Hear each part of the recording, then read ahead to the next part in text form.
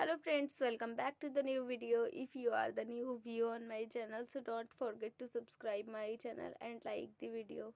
So today's video title is how to off shutter sound in oppo phone. So let us start our video. Firstly you have to move up, then here you will see many app icon. Firstly you have to click on the camera icon, then here you will see this type of icon, click on here. Then here you will see this type of icon, click on three horizontal lines. Then click on the setting option, here you will see many more options. Click on the shutter sound option which is already on. If you want to off this, so click on that. After that here you will see the result.